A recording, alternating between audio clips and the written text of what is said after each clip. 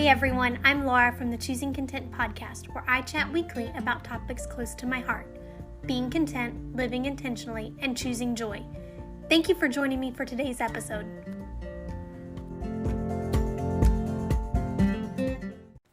What a wonderful day to be here with you. We are peeking into the last quarter of 2021, and I have to say I'm cautiously hopeful. The last 3 months of the year is just enough time to make 2021 close out as strongly as possible and make the things that matter, matter. That being said, I don't have many nice things to say about 2021. For us, 2021 has been the hurt that we were afraid 2020 would be. It's the year that has stung the most as we navigate saying yes to some things, no to the others, all while striving to do the things we have always done, and we just can't. There are family members who won't be there for our holidays, there are friends missing from our gatherings, and contacts in our phones that are no longer here. For many of us, it just aches. Prayerfully, I have asked, what is it that I am supposed to take from 2021? Because I am determined that bitterness and heartache are not what will be moving forward with me to the future. And I believe my answer is simply this: love harder and love better. Now, how on earth can I love like that? I love, but how can I love harder and better? Romans 12:9-21, let love be genuine, abhor what is evil, hold fast to what is good, love one another with brotherly affection, outdo one another in showing honor, do not be slothful in zeal, be fervent in spirit, serve the Lord, rejoice in hope, be patient in tribulation, be constant in prayer. Contribute to the needs of the saints and seek to show hospitality. And as I reflected, that passage of scripture stung, which meant I'm not doing something right. Let love be genuine, a real authentic love. Develop an affection and interest in those and what we love. Abhor what is evil, disdaining the profoundly immoral or having a wish to do evil to others. Clinging what is right and advantageous and good. Loving one another with the fondness of a sibling. Have you ever just met someone and know they love you? They treat you like you are something special and are simply warm from the get-go. I know a handful of people like that, and it's love. It's God's love that has gotten inside of them, so they practically radiate with it. Striving to give respect and honor to others, how often we've taken others for granted. From the grocery store stalker to the work colleagues and associates to the friends and family. Letting my appreciation ooze for the small things is becoming a goal of mine. The other day I practically got into an argument with a drive-thru worker at McDonald's because I was like, thank you so much, that was so fast. And they're like, I'm just doing my job. And I'm like, no, but I thank you for it. And I wanted to strive to give the respect and honor to those that serve you or to help for you or root for you.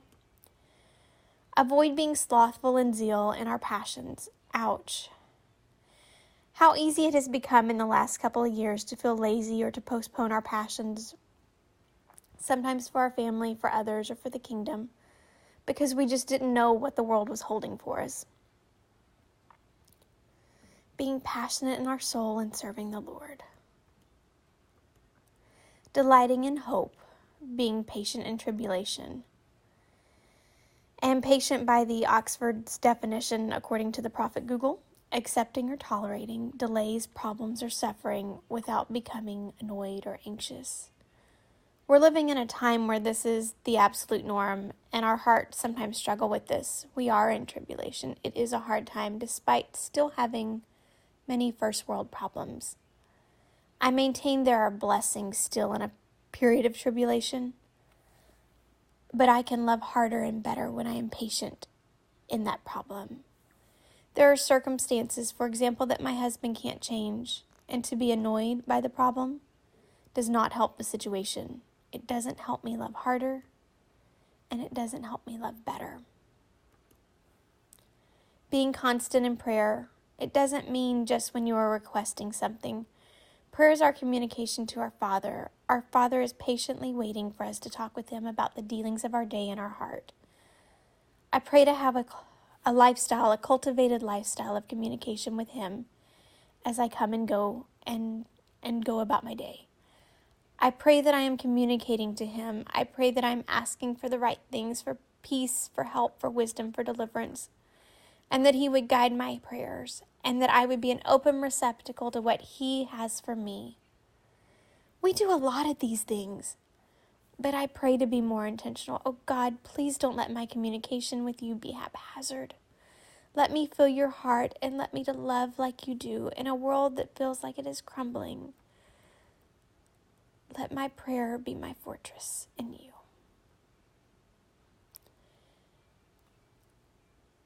And as we get to the heart of the Father, I believe that we can do better at contributing to the needs of the saints.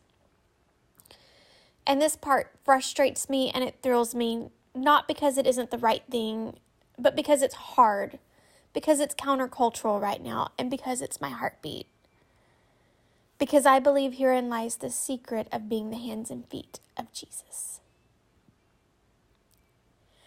Our first world has truly very little in terms of need. We have placed so much stress on ourselves by creating a lavish lifestyle around us. We have so much laundry we can't keep up, so many appointments that we feel busy doing the bare minimum, that we feel an emotional and mental war upon us. Less, less, less. When there's less, your needs will feel less as well. When we aren't concerned with our things and our laundry piles and our need for the cute things at Home Goods that sometimes beckon us, we can look to the needs of others. We can look at the needs of the saints. We can look at the needs of those hurting because we have clarity. I cannot look after my sister's needs when I am busy chasing constructed, not genuine needs that have no real purpose other than a small thrill.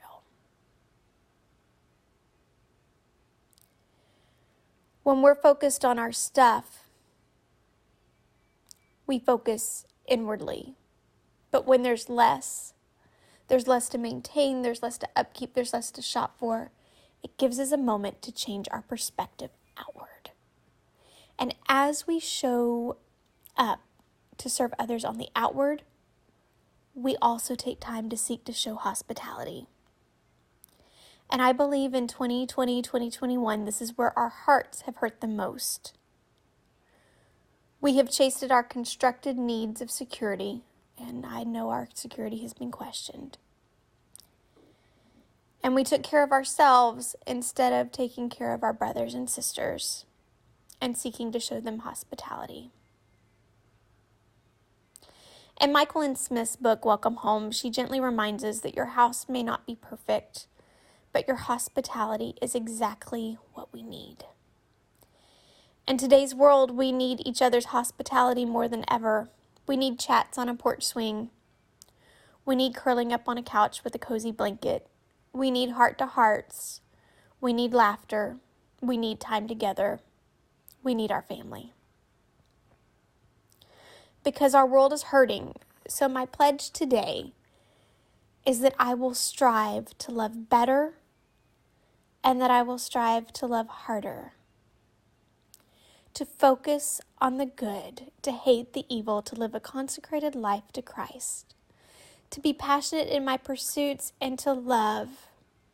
To delight in hope and be patient when difficulty comes, and to make sure that my so-called life isn't built around fake needs so that I can better meet the needs of others and embrace my people in hospitality with open arms.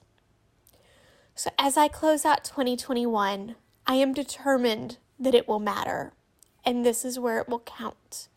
I will love better and I will love harder than before, because my chances may be limited to serve the people and to serve the God that I so desperately need to serve. And I need today to matter.